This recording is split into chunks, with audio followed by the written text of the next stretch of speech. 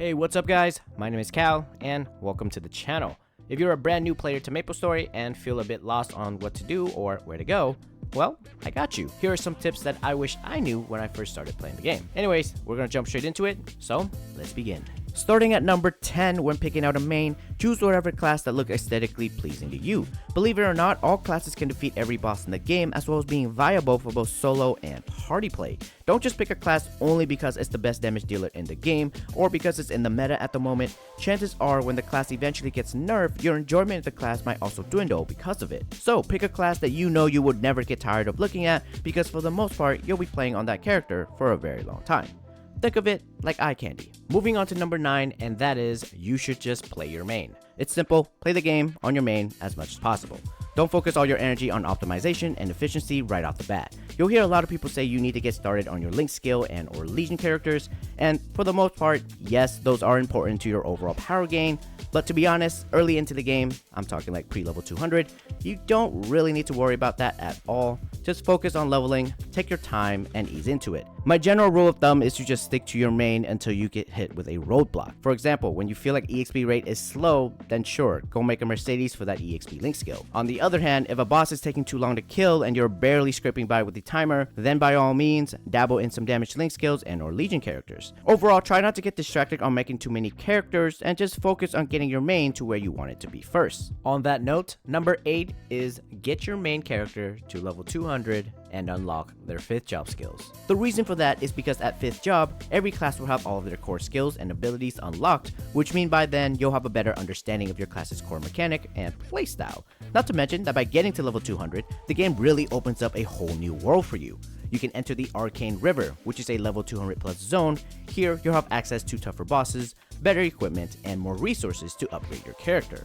Level 200 and above is where the grind really begins. Next is number 7, and it's to take advantage of the Maple Guide. The Maple Guide will show you what you should be doing at your level range all the way up until the maximum level of 300. It will notify you if you have any main crew requests, theme dungeon, special content, and even remind you when you need to do your job advancement. It also includes a list of all of the bosses, what they drop, and how to unlock them.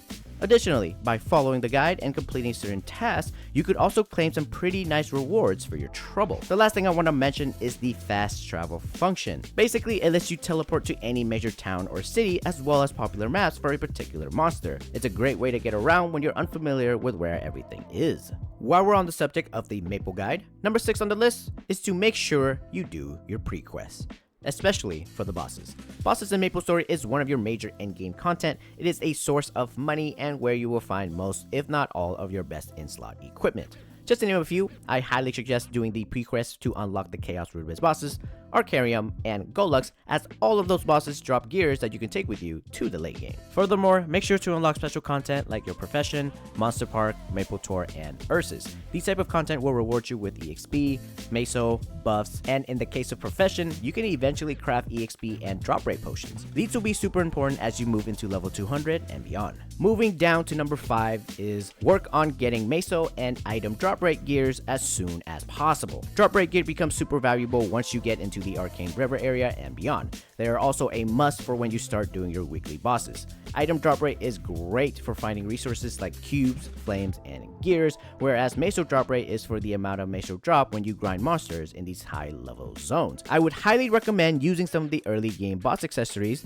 those that can go above 15 stars, as your main drop rate gears. Equipments like the Horntail earrings, Dominator pendant from Arcarium, and Black Bean Mark from Pink Beans are all great choices as drop gears. You could also take these items to the mid and late game because you can actually Star Force them past 15 stars. I say work on them as soon as you can. Don't be like me, don't start working on your drop gear when you are well into your 240s. On that note, number 4 is take advantage of all of the events. Participating in events is a core feature in modern day Maplestory. Events nowadays showers you with so many gifts that can help you progress at any stage of the game. You can participate in events as soon as you hit level 101 and above. Now, generally speaking, you can expect 2 big events to come every year with smaller filler events in between. The big events usually come in the summer and winter updates. These events often comes with shops that are riddled with goodies from upgrade materials to rings to EXP potions and even cosmetics, just to name a few. Participating in them could be as easy as killing X amount of mobs, clicking a daily check-in button, or playing minigames for some currency. The off-season filler events aren't bad either. Not all of them will come with shops, but they will still shower you with rewards just by participating. All in all, as long as you are participating in an event, even if it's for a little bit, you'll make significant gains. Onward to number 3, and this one is pretty obvious, and that is join a guild. Guilds are a great place to ask for advice, meet new people, and be a part of a community. For the most part, there are always people available to help out a new player. Maplestory is an MMO, which is a social game at the end of the day, and by being in a guild, you'll have an easier time progressing towards whatever goal you set for yourself. Even if you're somebody who is a solo player and doesn't want to interact with anyone, it is still a great idea to join a guild purely for its benefits. Guilds offer a bunch of passive benefits as well as active buffs that are pretty integral in bossing in Maplestory. They also come with other benefits too, like the Starforce room, which help with upgrading your gears, and you could also buy exclusive totems by being a member of the guild. Overall, there are so many guilds out there in Maplestory, so don't worry too much if one doesn't really fit your vibes. You could always leave and try a different one. Second to last on this list is number 2, and for this one, I'll keep it short and simple. And that is, make sure you do your dailies. Dailies are your main source of gains in this game. Although the gains might seem small at first, they are definitely very significant to the growth of your character. Over time, these small increments of gains will add up, and because you are diligent on doing your dailies every single day, you will naturally get stronger and stronger. While you're doing your dailies, you are also accumulating resources like upgrade materials for your account as a whole. Highly sought after materials like Notestone, Droplets, Soul Urdas, and Soul Urda Fragments commonly shows up when you're doing your daily grind. So I'm keeping it simple here. If you want to progress further into the game, do your dailies. Finally, the last piece of advice that I could give you is it's okay to skip out on your dailies.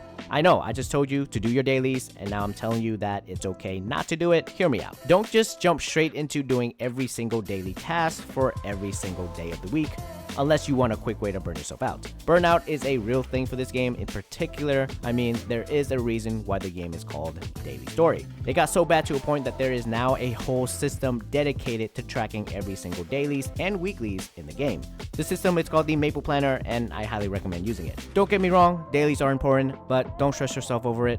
It's okay to skip a few dailies or even a few days of dailies if you're not feeling it. My suggestions for those that want to keep it at a minimal would be to do the Arcane River and Grandis dailies, Monster Park, Ursus, and then Maple Tour. All of these dailies I mentioned should cover for EXP, power, and meso gains. Of course, if you're comfortable with doing more, then by all means, go for it. I'm not your dad. At the end of the day, take your time, ease into doing the dailies, and try not to burn yourself out. If you made it this far, thank you so much for watching. I really appreciate it. My channel is now at 800 subscribers, which means we are 200 away from the 1,000 subscriber milestone. I just want to quickly say thank you for all the support recently, and if there are any kind of guides you would like to see from me, let me know in the comments. Other than that, much love, thank you all, and I'll see y'all later.